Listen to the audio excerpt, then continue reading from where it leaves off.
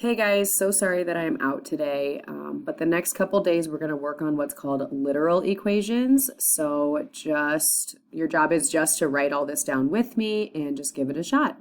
So make sure you take some good notes. A literal equation is an equation that contains more than one variable.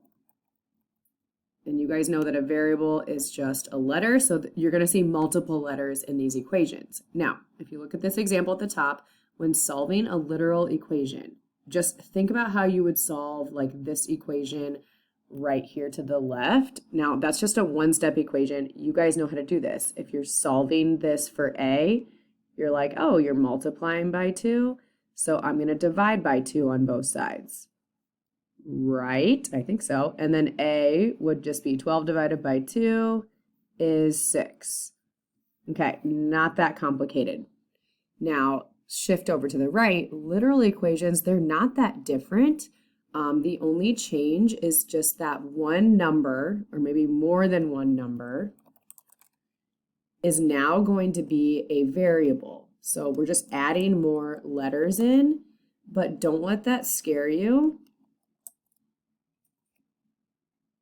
It looks scary. I totally get that, but like they'll just take this equation 2a equals 12 and maybe they'll cross off the 12 and they'll put b.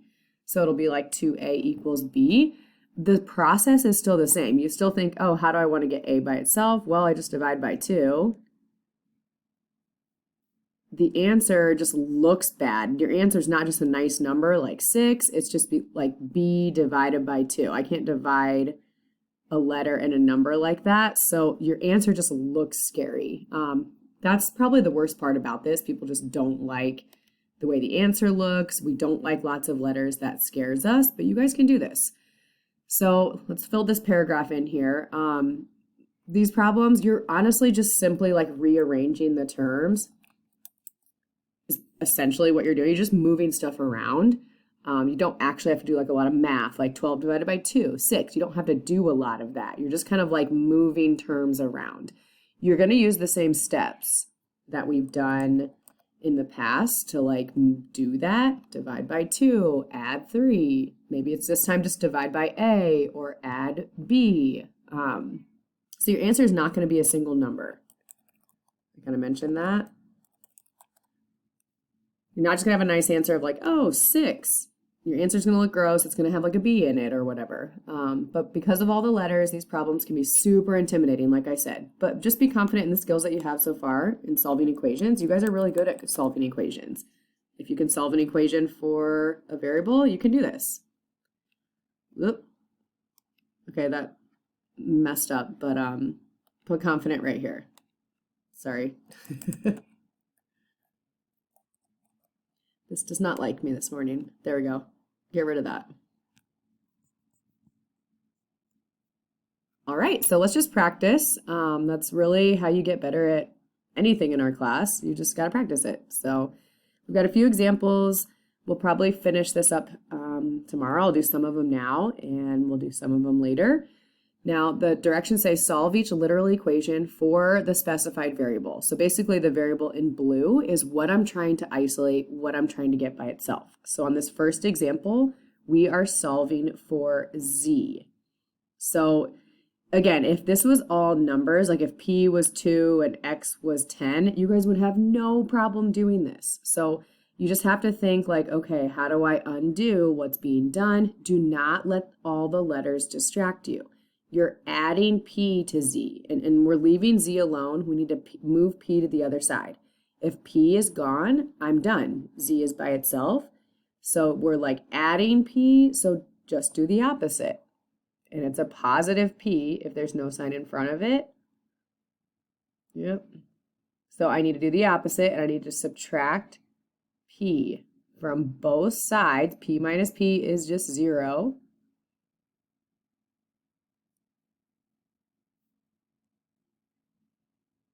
Okay, so now let's use a different color. So z is by itself now, which is the goal, to get z alone. P is gone. This right-hand side, this is weird. I can't subtract those two things. They're just variables. So if anything, these are supposed to be a little bit easier because you can't do like calculator math. And it looks horrendous, but like that's your answer. Z equals X minus P. And I think that's just what people don't like the most. They just don't like the way that this looks. But once we can get past that, these actually aren't that bad. We're just moving stuff around. Number 2, this formula, it's literal equation, just a formula, y equals mx plus b. This is slope-intercept form, which we do a ton with next unit, a ton. So if anything, like this is why you have to know this for slope next unit. So the goal is to get m by itself. Whatever's connected to m, you move that last. So like the x is touching m. Don't move that yet, move the b. Okay, so to do that, I'm adding b, so I need to do the opposite and subtract it. B minus b is 0. Come over here on the left, do the same thing. So now let's write what we have. We have y minus b on the left. I cannot like actually subtract those. I just kind of leave it like it is right there. B is gone, so I just have mx on the right. Okay, my goal is to get m by itself.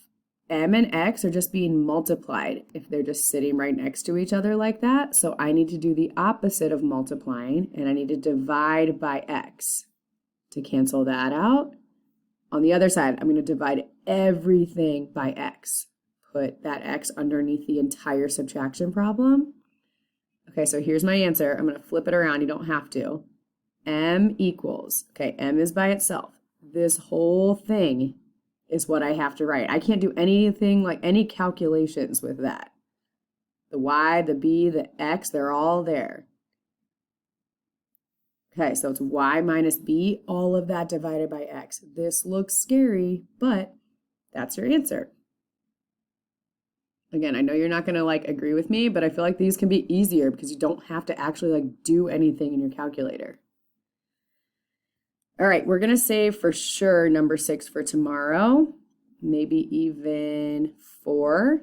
Yeah, we're gonna save 4 and 6 for tomorrow, and I'll go through those with you, but I'm gonna go ahead and do 3 and 5 right now. So, oh, there goes my watch. So here we go, number 3. Your goal is to solve for W, get W by itself. So this is a volume formula, length times width times height. Don't need to necessarily recognize it, but that's what this is. So if we're solving for W, that's the width. L and H, I basically just need to get those out of there. And guys, if all these are just sitting next to each other like this, and don't write this, you're just multiplying them. So the opposite of multiplication is division. Get rid of that. If you wrote that, erase it. We'll need that space tomorrow. So here's what I'm going to do. This is kind of tricky, but all of this is being multiplied. I can actually, this feels illegal, but I'm going to divide by 2 things at once. That's an L, cursive L, and H. I'm going to cancel both of those out at the same time and divide them together. And then I come over here and under V, I'm going to divide that by the same thing, L and H. So I'm done. W is by itself, which is the whole goal. See it there? It's alone. And W would equal all of this mess right here. V over LH. That's my answer. All right, last one that we're going to do today. We will finish writing the rest of it in tomorrow, but number 5. Again, if you don't recognize this, this is the formula for the area of a triangle. Area equals half base times height. Let's just start this one off, actually. Fractions, we do not like fractions. At least I don't think you guys do. So if you see this, we can like rearrange this. And we've seen this in the past in like unit 1A. But anytime you have like variables next to a fraction, you can just shift them and put them on top. So watch what I'm going to do. I'm going to put B and H on top with the 1. And hopefully you guys know that like you actually don't even have to write the 1 if it's just 1. So I'm just going to write this B H over 2. And then we'll pick this back up and solve this tomorrow along with 4 and 6. So get all of that in your notes.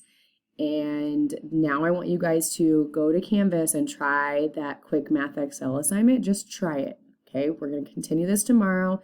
Keep working on this. So just do your best, and you can let me know through email if you have any questions. All right, I will see you guys tomorrow.